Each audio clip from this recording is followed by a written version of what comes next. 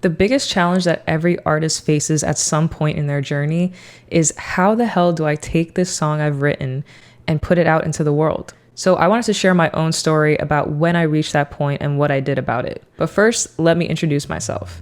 My name's Priya and I've been a musician my entire life. I've been writing songs for about 18 years and I've been producing and releasing music since 2019. My music has gotten just over 900,000 streams on Spotify with about 8,700 monthly listeners at the time of recording this video. Let's hope it stays that way. But most importantly, I just have this immense passion for music, and the greatest joy it brings me is when someone connects with a song that I've made. So let's talk about my journey. Okay, so story time. Back in 2018, I had just moved to West Palm Beach, Florida to pursue a job as an aerospace engineer of all things. And at this point, I had been writing music for about 10 years. So I had quite a few songs stacked up that I was ready to put out into the world. And when I moved to Florida, I became fully invested in pursuing my dreams of being an artist. I started going to open mic nights, playing my original music in front of people for the very first time, and just building this beautiful, organic music community for myself in Florida. So my next step was to find a producer. Initially, I worked with two different producers. The first one was a friend of mine who I had found through this music community, and the other one was someone who I found just on a Google search in my area. So as I started going into the studio and recording my music for the very first time, I got to experience the process of recording studios, and there were a few things I didn't like. So let's talk about the first reason I decided to learn how to produce, and probably the number one reason why so many people self-produce, and that's money.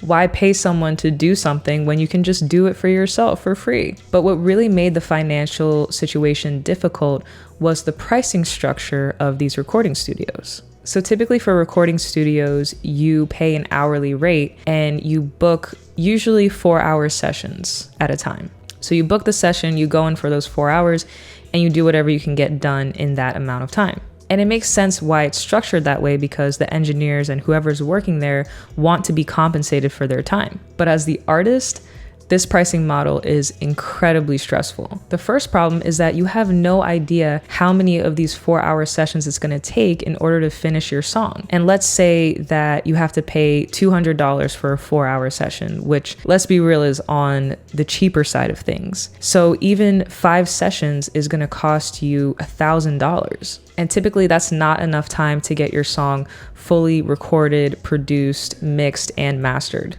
The next problem is that whenever you're in one of these sessions, you're hyper aware of the fact that you're paying for this time. So obviously you want to get things done as quickly as possible. But that ends up putting a lot of pressure on your creativity and doesn't allow for your best self to come out in these sessions. Now, you can definitely do some prep work before going into one of these sessions, like practicing the instrument takes you're going to do or doing vocal warm-ups if you're recording vocals that day. However, so much of the magic from the music making process comes from experimentation, and that's something that can't really be planned. And that brings me to my second reason as to why I wanted to learn how to produce, and that was so that I could experiment. So like I said, at this point in time, I had been writing music for about 10 years, but most of those songs were in like a singer-songwriter style. So think of artists like Colby Calais, Natasha Bedingfield, Jason Mraz, which is all great music, but after 10 years of doing that, I was getting bored and I was looking for a different genre to explore. And that's when I discovered my love for jazz, R&B, and neo-soul. So here I was, this like somewhat veteran singer-songwriter type who was exploring a completely new genre, taking jazz guitar lessons, listening to soulful artists from the 70s, and just getting completely entranced in this new world of music. And while all of that was super exciting, from a music production standpoint, I had no idea what I wanted my sound to be. I knew I didn't want to fully become any of these genres, but rather I wanted to take the elements from each of them that appealed to me.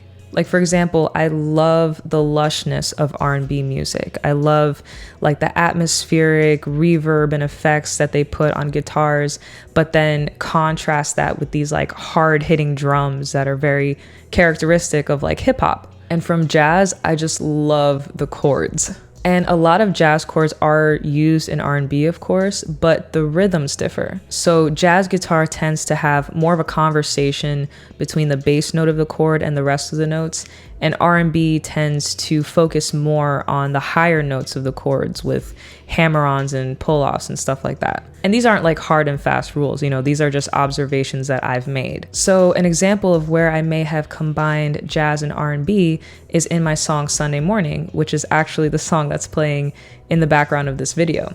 And I'll solo it for a second to give you a preview of what I'm talking about here. But in that song, the guitar follows more of like a jazz rhythm where I pluck the bass note first and then the rest of the notes of the chord.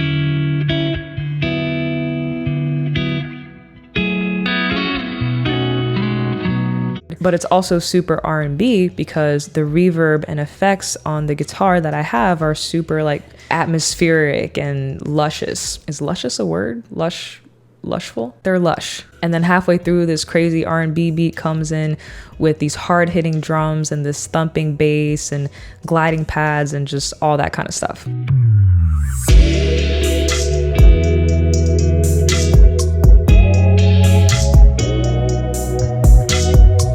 So when I produced this song and, came up with this instrumentation, it was the first time where I felt like I had created something that was truly unique, something that represented me and where I was musically at that time, and something that just combined all the aspects of music production that I loved.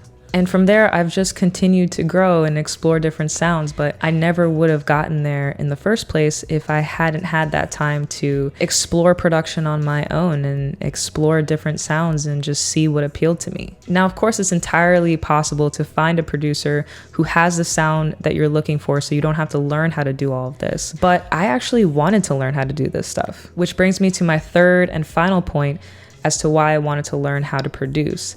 And that's because I was genuinely interested in learning how music was made. So this begins with a little story. I remember one of the sessions I was in with one of those producers I mentioned earlier, and we were in the mixing phase of the song, and I was just sitting there letting him do his thing because I didn't know anything about mixing at this point. And after an hour or so, he turns to me and he asks me if I like it. And I remember feeling like it wasn't quite done yet, or like there was something missing. And I told him this, and so he asked me, well, what's missing? And I had no idea what to say because I didn't know the terminology. I didn't know how music was made. I didn't know what made it sound good. And so I didn't know what needed to be done to get it to sound the way I wanted it to. So after that session, I just started studying music terminology, things like EQ, compression, reverb, just so that I could have an intelligent conversation with the producer in these sessions. But as I kept studying, I became fascinated with learning more. And what I really loved about music production and mixing is that it really brought like a technical and foundational knowledge of what makes music sound good. We can analyze why a song makes us feel a certain way and what techniques and concepts were used to bring out that emotion. And that's what I really love about music production above everything else, is that it's this perfect union between the technical and the emotional. And you get to use the technical tools to bring out the emotion in the song. So the fact that I enjoyed learning this stuff so much and I so deeply wanted to have that understanding is what kept me going when things got frustrating, which was almost all the time. But I'm really glad that I went on that journey because now I have the creative freedom to create music whenever I want. I don't have to block off 4 hours of my time. I can do 1 hour one day or 30 minutes the next day or 3 hours the next day, just whatever I feel called to do. And every day I get to learn more and continue getting better and continue developing my sound. So if you're like me and you have encountered this crossroads in your own journey, I want to let you know that either path is valid, whether you want to find a producer or learn how to do this stuff on your own. The main question you have to ask though is, what serves my creativity the best right now?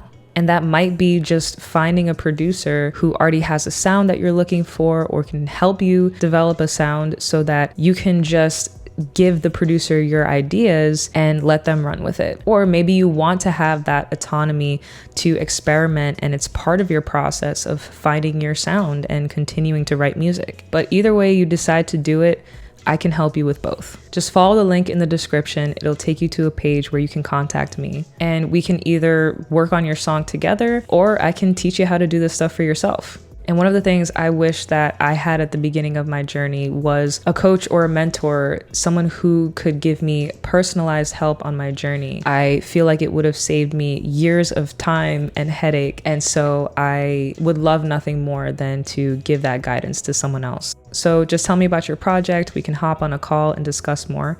And I definitely look forward to hearing from you. I hope you enjoyed this video. Thank you so much for watching. Definitely leave a comment below if there was something that really resonated with you, something that helped you, or if you just enjoyed hearing my story. And leave a comment if you want me to elaborate on anything, or if there are any other types of videos that you want to see from me. And if you're looking to learn more, you can watch this video next, where I do a walkthrough of my production of Sunday Morning, which is the song that I mentioned in this video. So definitely go check that out. And thank you so much for watching.